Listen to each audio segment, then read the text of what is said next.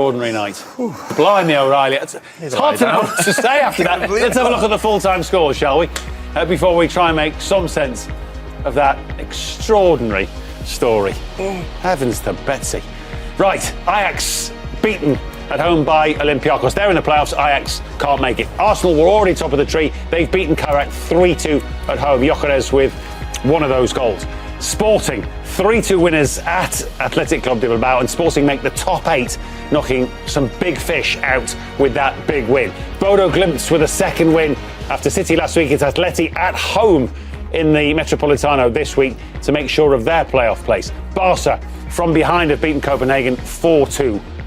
Benfica, as we've just seen, incredibly secure a playoff place with the 4-2 win against Real. Club Brugge knock out Marseille, who drop out altogether after a terrible week for the Zerbi & Co, and they're in the playoffs, the Belgians. Inter beat Dortmund by 2-0. First Di Marco and then Andy Diouf with an important win for the Italians. Spurs, of course, top 8. Thomas Frank smiling from ear to ear, I'm sure, with the 2-0 win in Germany. Leverkusen too good for Villarreal.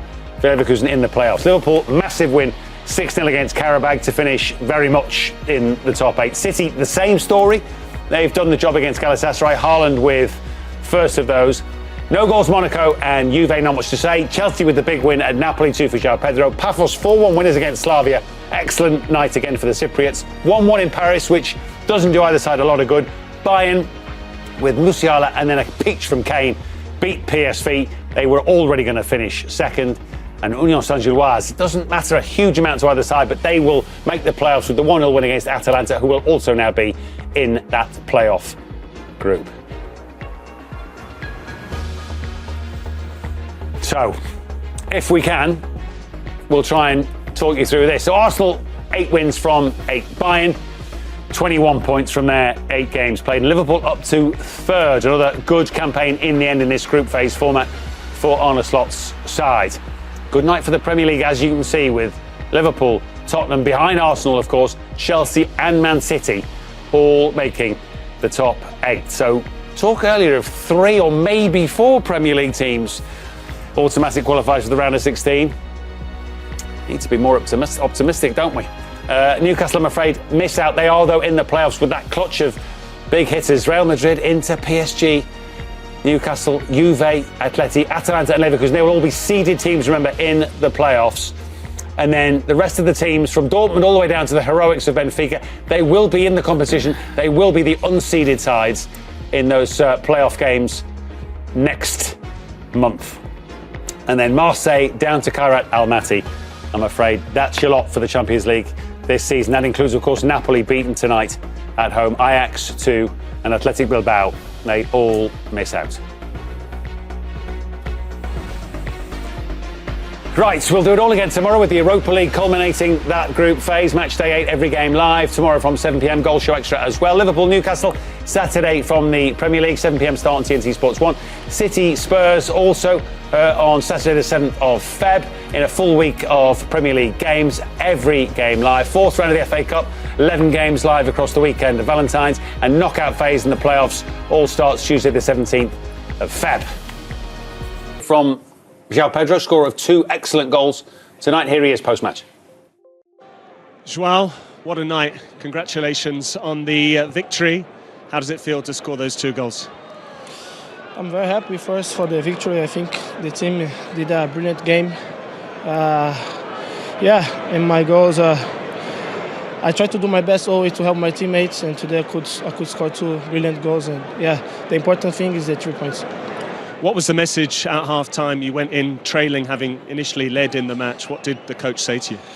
The coach said to us to be positive, to try to be calm and to put our game on the pitch. And I think in the first half we didn't do it that much. I think the second half the game was more open, and I think that's why we scored 2 goals.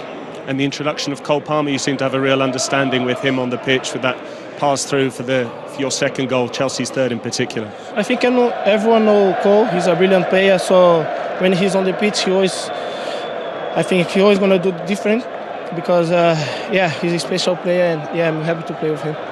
And finally, I think we have to wait for all of the matches to be confirmed to make sure that you're definitely in the top 8. But you came here, you needed a win tonight.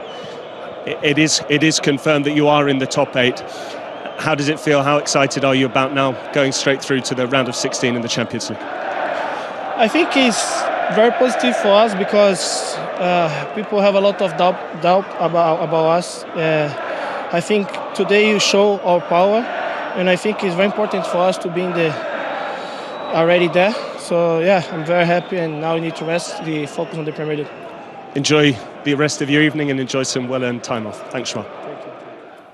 Joao Pedro with Patrick Kendrick, and we're hoping to hear from Li4m very shortly, who's going to join the team out in Naples. Just to mark your card, though, from a Chelsea point of view, their round of 16 opponents, potential opponents, one of Monaco, Qarabag, PSG, Newcastle. So, with respect, suggest, Yeah, you want one at the first tie, don't you? You do. Yeah. But that potentially means, is that, to be fair, obviously for both PSG and Newcastle, it's been quite a disappointing evening to miss out on the top 8.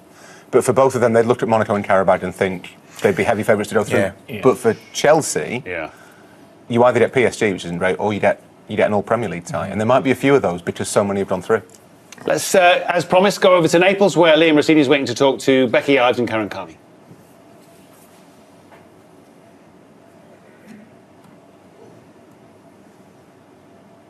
Congratulations. This feels like a big win for a number of reasons, but just tell me what you thought of what you saw out there.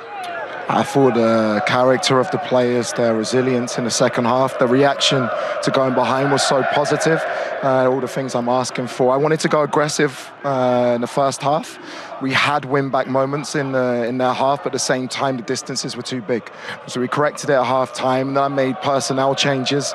Joao Pedro scores a magnificent goal. It's a magnificent performance from him. He's given that to me since I've come to the club. So all in all, just delighted that we're through, delighted this is the first time a team's won here for a very long time. So for the lads to come from behind and show that character makes me a very, very happy head coach. What were the learnings for you as a coach I'm coming learning in? all the time about the team, about my team, about what we're capable of, about what maybe I need to tweak and adapt for them. But I really wanted to be front-footed today. I wanted us to go out and try and win the game, which was so important. And in the end, we did in probably a different way than I expected. Was it good to then bring on Cole Palmer and Chalobah for the experience as well? Because they're still young, but they're leaders within your group. I thought Jamie Gettins came on and made a huge difference. I had to take him off at the end just in case the big Lukaku's on. I needed an extra defender on the pitch in that moment. Garnacho made a big difference. I've got outstanding players. I've got a group and I trust them. I've told them that. And the subs are always the players that make a difference in the big games. Also, Liam, it's bought you time. We spoke about this. It's bought you time. Yeah. You don't have to play those playoff games. No. How much value do you place on that? Massive. That's huge for us to be able to really work with the players on the training ground, because honestly the schedules meant we've played, we've recovered, we've prepped a game, and then we've gone again. So to actually work with the players on the training pitch and for them to understand what we want to do as a staff with them would be great, and I can run them and get them fitter as well, which would be good. Was it possible to enjoy that tonight? The end of it? Yeah. Nah, you do. You have to enjoy this job. We're the luckiest people in the world to do this job, whether you're a coach or a player, to do something you love and get paid well for it. Very privileged, and you have to enjoy these moments, but we want more. And we have huge games coming up, starting with West Ham on Saturday. You could potentially have a team like PSG in the... How exciting would that be? You see everything so positive. That's why I said, how excited would you be? You're in the Champions League, so at the end of the day, you have to win this competition, you have to play against the best, and you have to beat the best.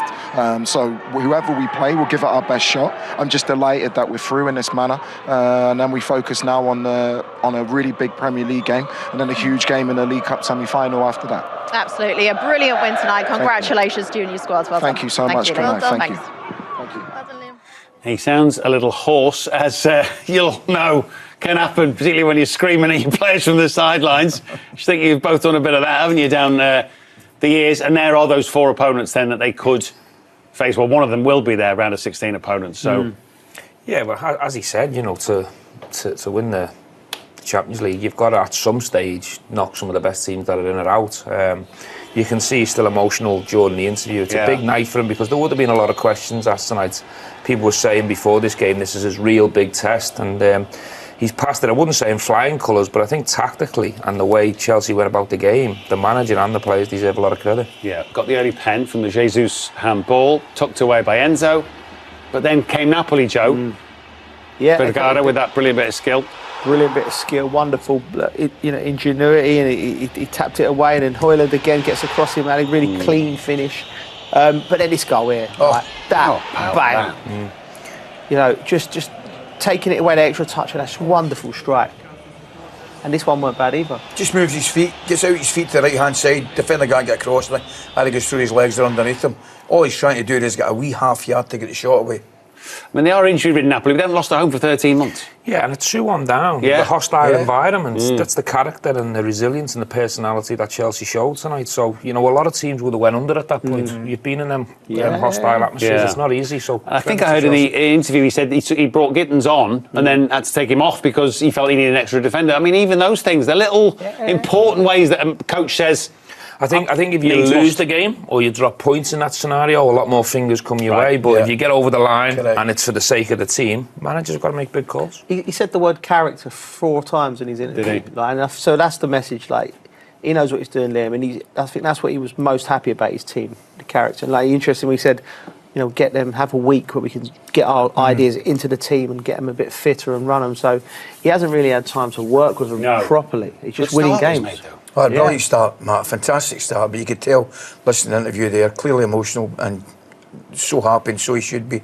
But equally, probably the most important thing for him, getting through and missing those couple of games, you could tell he wants to get in the training ground with his team, doesn't he? Yeah, which he's presumably barely had a chance to.